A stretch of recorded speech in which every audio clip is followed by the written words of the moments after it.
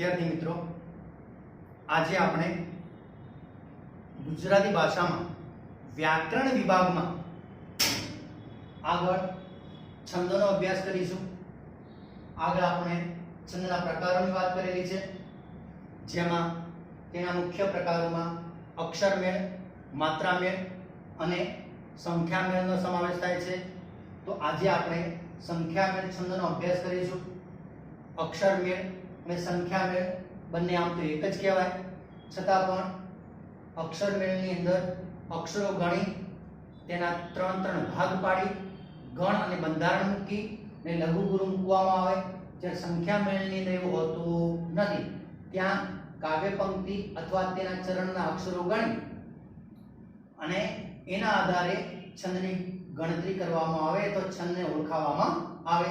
તો જોઈએ આપણે સંખ્યામેળ તરીકે આજે અનુષ્ટુપ. તો અનુષ્ટુપ છંદ ક્યારે બને? તેનો નિયમ છે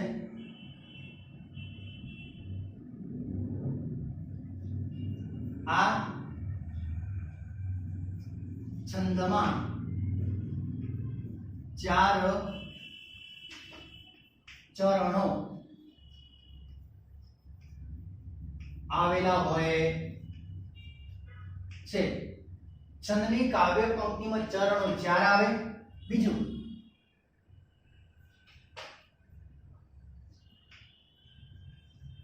આ છંદના દરેક ચરણમાં 8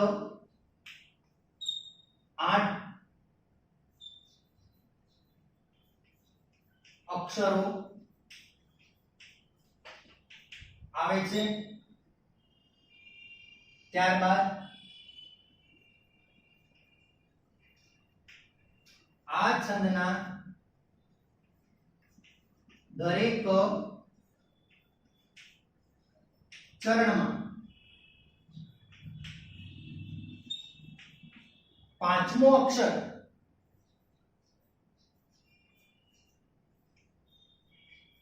લઘુ અને 6ઠો અક્ષર ગુરુ ગણવામાં આવે છે.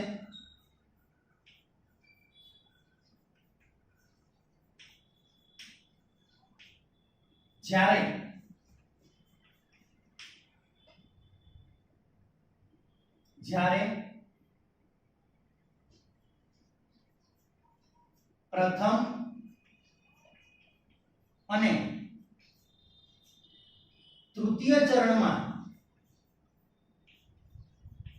7મો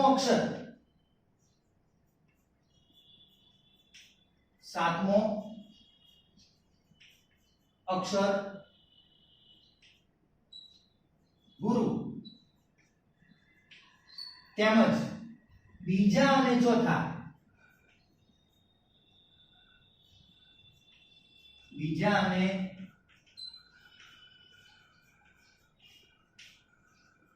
ચોથા ચરણમાં 7મો અક્ષર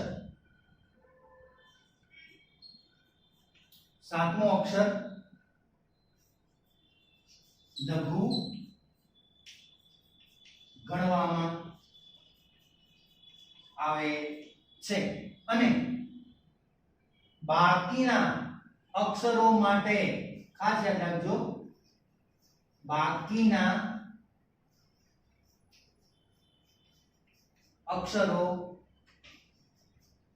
માટે કોઈ પણ નિશાની કરવામાં આવતી નથી.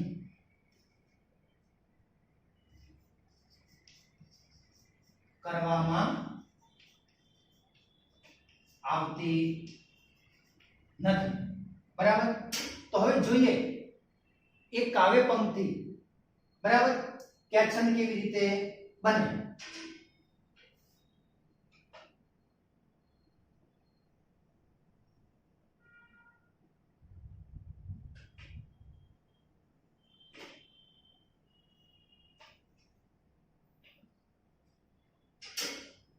અનુષ્ટુપની કાવ્ય પંક્તિ છે.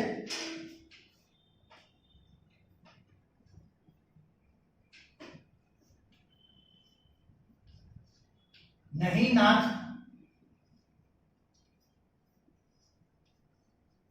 નહીં નાથ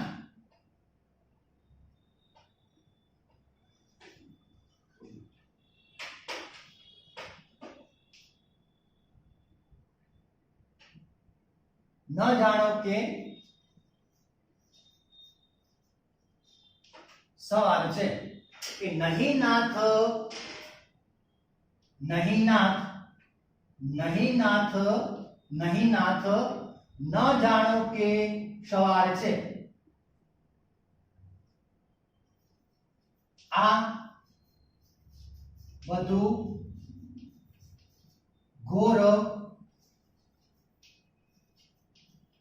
અંધારું હજી તો બહુ વાર છે.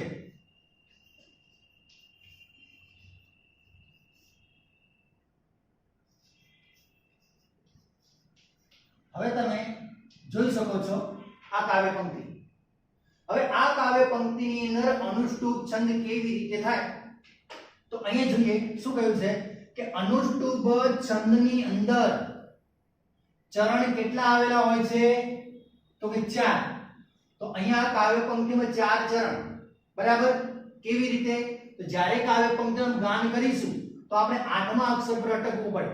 યતિનું સ્થાન 8મા અક્ષરે આવશે.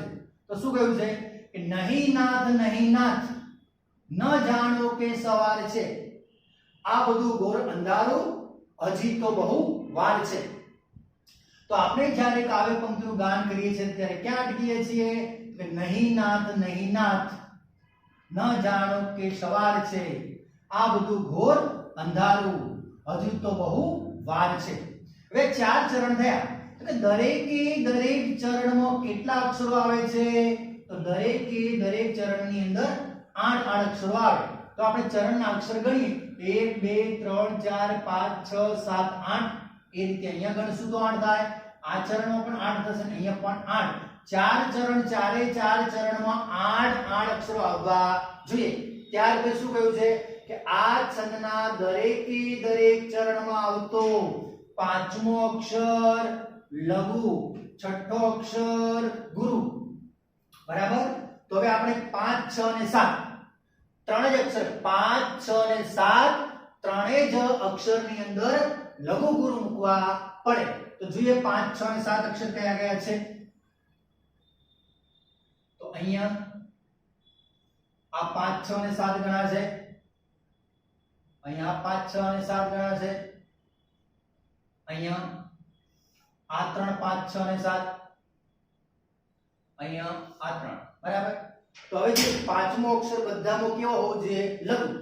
લઘુ એટલે ખબર પડી કે જેમાં રસ્વ સ્વર ભળેલો એવા અક્ષરો. જેમ કે ન, તો ન એમાં રસ્વ અ છે એટલે એ લઘુ થઈ ગયો. અહીંયા ર તો એ પણ લઘુ બનશે. અહીંયા સવાર છે, સ જોડાક્ષર છે. તો નિયમ શું છે એ તમને ખબર છે કે જોડાક્ષર હોય તો આ દીર્ઘ હોય છતાં પણ લઘુ થઈ જાય અને આ લઘુ હોય તો ગુરુ થઈ જાય. કહેવાનો મતલબ. બરાબર. એટલે અહીંયા માત્રા મેળના નિયમ પ્રમાણે એક જ માત્રા ગણાય એટલે કે આ અક્ષર લઘુ છે. અહીંયા પણ ઘુ એ લઘુ છે. એ જ રીતે 5મા અક્ષર પછી 6ઠો અક્ષર તો ગુરુ હોવો જોઈએ. તો નહી તો ગુરુ થઈ ગયો. અંધારો અનુસ્વાર છે, કઠોર માટે ગુરુ થઈ ગયો. શ વા વા એ ગુરુ છે. અહીંયા પણ વા ગુરુ થઈ ગયો. પછી શું કહ્યું છે કે જ્યારે આ છંદના પ્રથમ અને તૃતીય પહેલો અને ત્રીજું ચરણ, પહેલા અને ત્રીજા ચરણની અંદર આવતો 7મો અક્ષર લઘુ. તો પહેલો અને ત્રીજું ચરણ એટલે કયું તો આપણે આગળ પણ તો ચરણ કઈ રીતે ગણાય તો ચરણ 1+3 અને 2+4 એટલે કે આ પહેલું, આ બીજું, આ ત્રીજું, આ ચોથું. એટલે પહેલા અને ત્રીજા ચરણની અંદર આવતો 7મો અક્ષર કેવો હોય છે ગુરુ. તો અહીંયા ના એ ગુરુ છે, ધા એ પણ શું છે ગુરુ. એટલે બીજા અને ચોથા ચરણની અંદર આવતો સાતમો અક્ષર કેવો હોવો જોઈએ? લઘુ. તો અહીંયા ર એ લઘુ છે અને અહીંયા આ પણ લઘુ છે. તો આ પ્રમાણે કાવ્ય પંક્તિ બનતી હોય ત્યારે અનુષ્ટુપની ગણવામાં આવે છે. યાદ રાખજો, 8 અક્ષરના 4 ચરણ હોવા જોઈએ.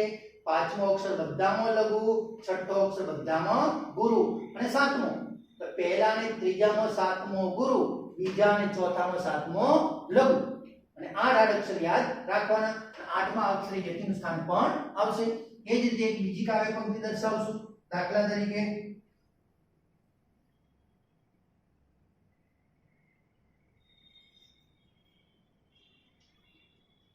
છાયા તો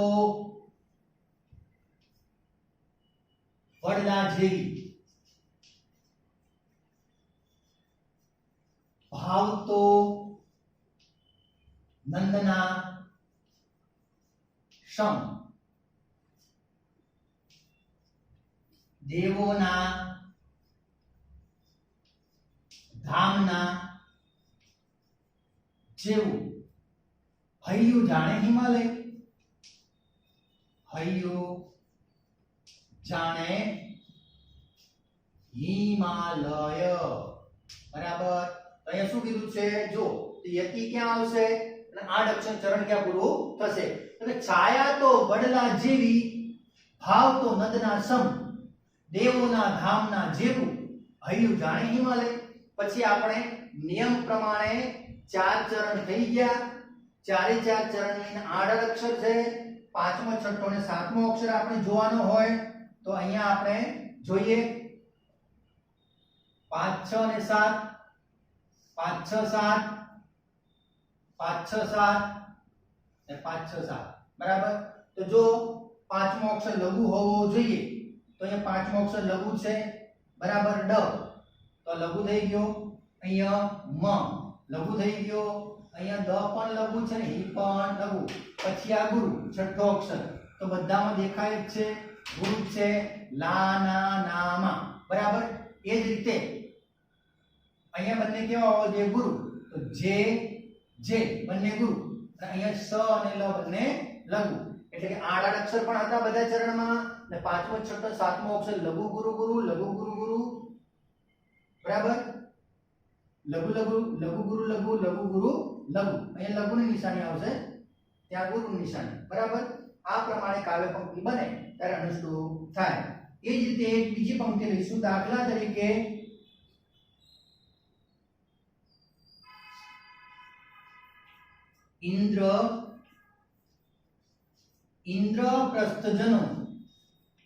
ઇન્દ્રપ્રસ્થજનો આજે વિચાર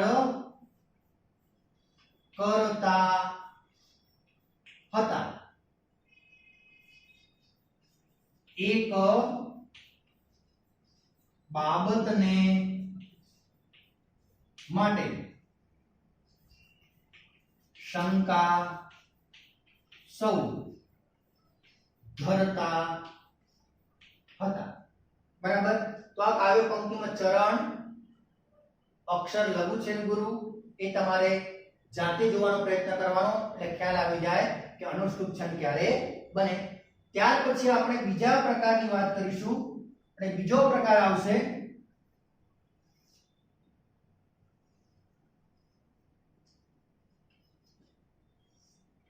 મનહર.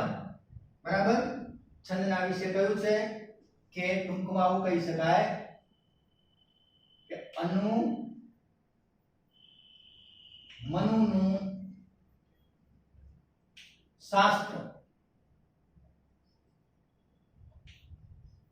મહર્ષિ પૃથ્વી. એમાં મોટા ભાગના છંદો આવી ગયા જે આપણે જરૂર હોય એવા. અનુ મનનું શાસ્ત્ર, મહર્ષિ પૃથ્વી. અ એટલે આપણે અનુષ્ટુપની વાત કરીએ. હવે મનુ એટલે મનહર. બરાબર. એ જ રીતે સા એટલે શાર્દુલવી ક્રીડિત, ત્ર એટલે સ્ત્રકધરા, મ એટલે મંદાક્રાંતા, હ એટલે હરિણી, શ્રી એટલે શિખરિણી, પૃથ્વી એટલે પૃથ્વી નામનો છંદ. એ પ્રમાણે આપણે અનુ મનુનું શાસ્ત્ર. એમાં મનુ એટલે આપણે મનહર સમજવાનું. બરાબર. તો મનહર છંદ કેવી રીતે બને તો આપણે મનહરની વાત કરીશું. તો અનુષ્ટુપની માફક જ એ બનશે, થોડોક તફાવત છે બંનેમાં. અહીંયા લઘુગુરુ મૂકવાના હોય, અહીંયા એક પણ જગ્યાએ લઘુગુરુ આવશે નહીં. તો જોઈએ એના નિયમ.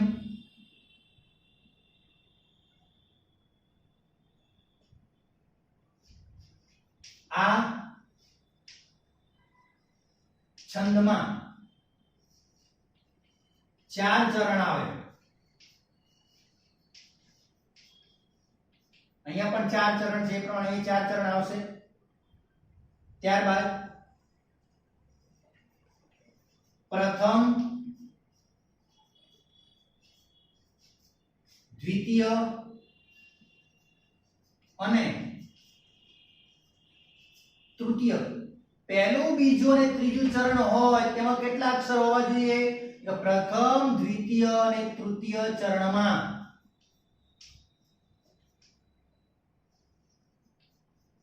8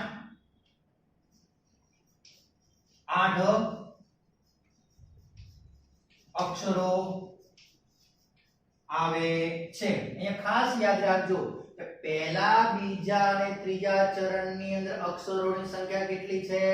8 અને આ છંદના ચોથા ચરણમાં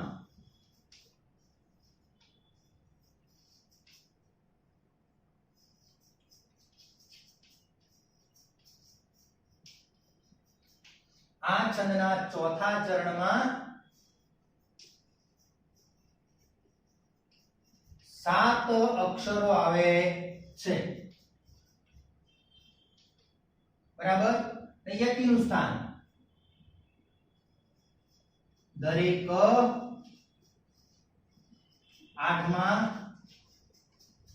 અક્ષરે, અર્થાત 8, 16 અને 21મા અક્ષરે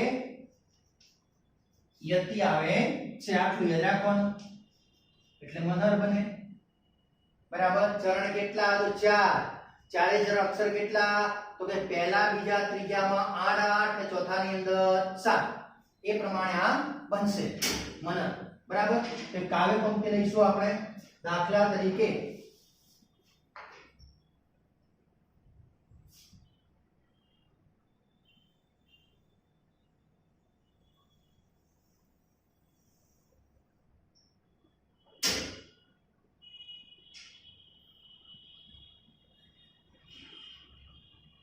ઉદાહરણ છે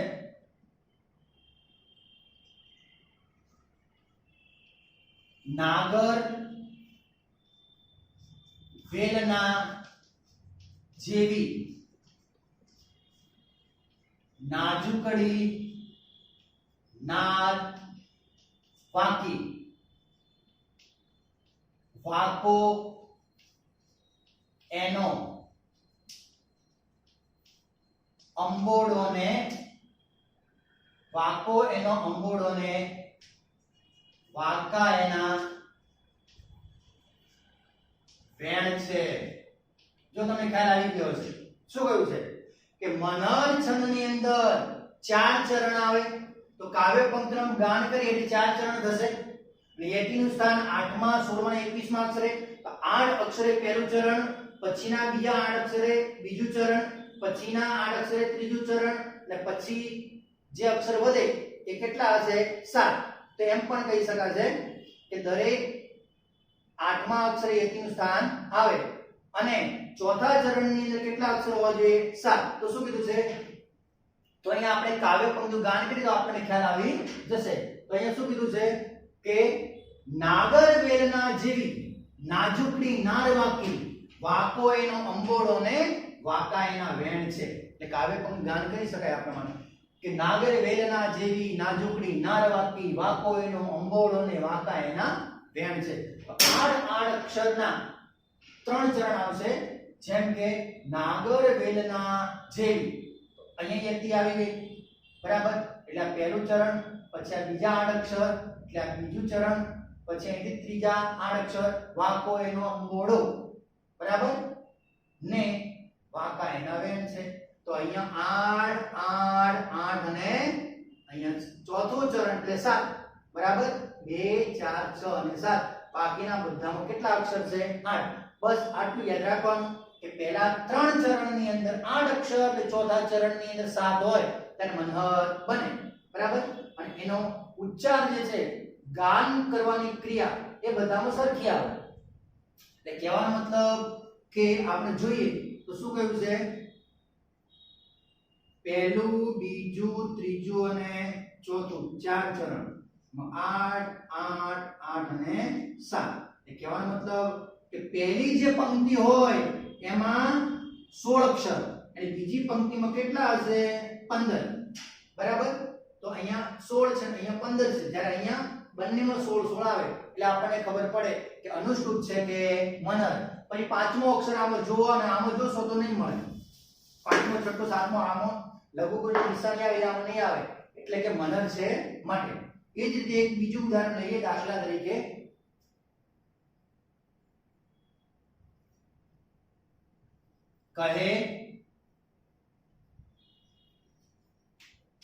કહે દલપતરામ રાજ અધિરાજ સુનો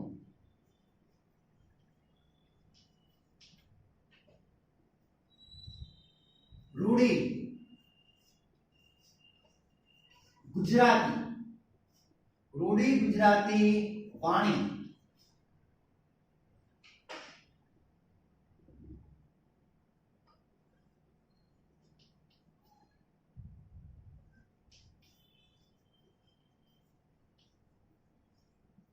જો શું કહ્યું છે તો અહીંયા આ કાવ્ય પંક્તિ પણ મનરની છે જો આનું ગાન કરીએ તો આપણને ખબર પડે કે ક્યાં યતિ છે ક્યાં ચરણ પુરુષ કેટલા અક્ષર છે તો શું કહ્યું છે કહે દલપતરામ રાજ અધિરાજ સુનો કહે દલપતરામ રાજ અધિરાજ સુનો રૂડી ગુજરાતી વાણી રાણીનો વકીલ છું બરાબર એટલે કહે દલપતરામ રાજ અધિરાજ સુનો રૂડી ગુજરાતી વાણી રાણીનો વકીલ છું હવે તમે ચરણ પ્રમાણે અક્ષર ગણો તો અહીંયા 8 અહીંયા 8 અહીંયા 8 ને અહીંયા કેટલા થઈ ગયા 7 તો આ પ્રમાણે જે કાવ્ય પંક્તિ બને તેને આપણે મનર તરીકે ઓળખાવીએ છીએ તો તમને મનરમાં પણ ખબર પડી ગઈ છે કે મનર કેવી રીતે બને હજુ એક દાખલા તરીકે કાવ્ય પંક્તિ લઈએ જેમ કે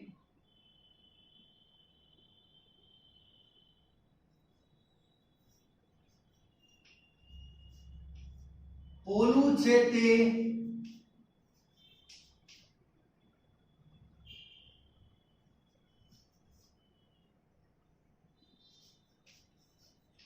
તેમાં કરી તે સી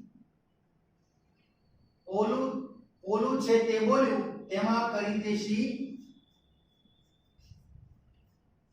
કારીગરી બરાબર કે પોલું છે તે બોલ્યું તેમાં કરી દેશી કારીગરી સાંભેલું વગાડે તો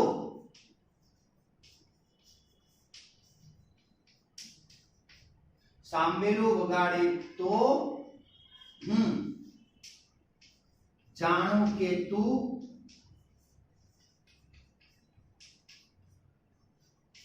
સાણો છે બરાબર યાદ રાખો શું કીધું છે તો અહીંયા પણ મનર ની અંદર કહ્યું છે કે પોલું છે તે બોલ્યું તેમાં કરી દેશી કારીગરી સાંભેલું વગાડે તો હું જાણું કે તું સાણો છે તો આપણે બોલીએ ત્યારે ક્યાં અટકીએ છીએ કે પોલું છે તે બોલ્યું તેમાં કરી દેશી કારીગરી સાંભેલું વગાડે તો હું જાણું કે તું સાણો છે તો અક્ષર ગણીએ તો 3 4 ને 2 6 ને 2 8 2 2 4 8 3 6 2 8 2 3 4 5 6 અને 7 અક્ષર થઈ ગયા એ પ્રમાણે ઉખાણા સ્વરૂપે મુક્તક સ્વરૂપેની કાવ્ય પંક્તિ આવતી હોય બરાબર ત્યારે જે છંદ બને ને મનર તરીકે ઓળખવામાં આવે એ જ રીતે બીજી ઘણી બધી પંક્તિઓ છે મનર વિશે જેમ કે સાંભળી શિયાળ બોલ્યું દાખે દલપતરામ સાંભળી શિયાળ બોલ્યું દાખે દલપતરામ અન્યનું તો એક વક આપના અડાર છે બરાબર ગાયત્રી ક્યાં અટકે સાંભળી શિયાળ બોલ્યું દાખે દલપતરામ અન્યનું તો એક વાકુ આપના અડાર છે બરાબર તો એ રીતે કાવ્ય પંક્તિ બને તે મનરની કહી શકાય. એ જ રીતે દાખલા તરીકે આંધળી દળેને આટો ચાર શ્વાન ચાટી જાય. એ આટો આવશે ક્યારે? એને આહારમાં જી. એ આટો આવશે એને ક્યારે? આહારમાં જી. તો આ પ્રમાણેની કાવ્ય પંક્તિ બને, તેને મનર તરીકે ઓળખવામાં આવે છે. તો ફરી યાદ રાખજો, મનરમાં ચરણની સંખ્યા 4 હોવી જોઈએ. દરેક ચરણમાં અક્ષરો કેવી રીતે ગણાય? તો પહેલા, બીજા ને ત્રીજા ચરણની અંદર 8 અક્ષરો આવવા જોઈએ અને ચોથા ચરણની અંદર 7 અક્ષરો હોવા જોઈએ. યતિનું સ્થાન ગાન કરતી વખતે 8, 16 ને 21 માં અક્ષર યતિ આવે છે. ત્યારે જે કાવ્ય પંક્તિઓ બને એ બધી મનરની ગણવામાં આવે છે. અને ત્યાર પછી એક નાનકડો છંદ છે, એની પણ વાત કરીશું. એનો ખૂબ જ બહુ ઓછા પ્રમાણમાં ઉપયોગ થાય. ઘણા બધા જાણતા પણ નહીં હોય કે આવો છંદ પણ હોઈ શકે, અને એનું નામ છે ગુલબંકી. યાદ રાખજો, ત્રીજો છે ગુલબંકી. ગુલબંકી શું એટલે આપણે એમ પણ કહીએ, સંખ્યા મેળવી યાદ આવે ને, અનુગમન. શું કહેવાય? અનુગમન એટલે અનુષ્ટુ, ગુલબંકી અને મનુ એટલે મનન. આ ત્રણ સંખ્યા મેળ. તો સંખ્યા મેળ તરીકે ત્રીજાની વાત કરીશું, ગુલબંકી. તો આમાં પણ નિયમ એક જ છે કે આ છંદની અંદર અક્ષરોની સંખ્યા નક્કી હોતી નથી. પહેલો જ નિયમ શું કીધું છે કે આ છંદમાં અક્ષરોની સંખ્યા નિશ્ચિત હોતી નથી. નિશ્ચિત હોતી નથી. બીજું કે એમાં ગણતરી કેવી રીતે થાય? અક્ષરની સંખ્યા નિશ્ચિત ગણતરી કઈ રીતે કરશું? તો અહીંયા ગણતરી આ પ્રમાણે થશે કે આ છંદના દરેક ચરણમાં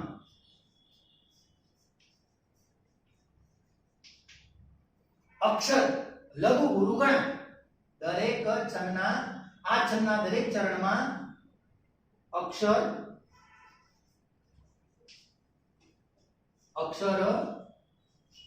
લઘુ ગુરુ ગણાય.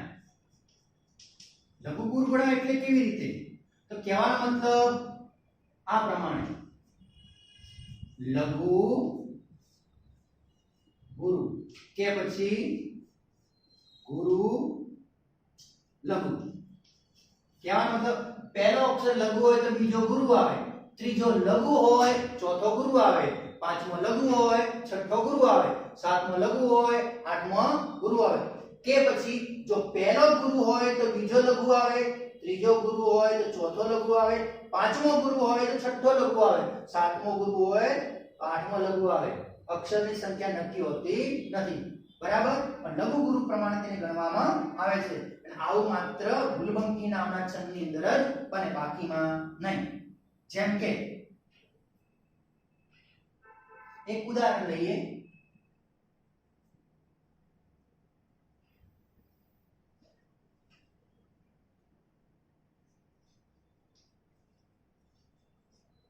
આવવું ન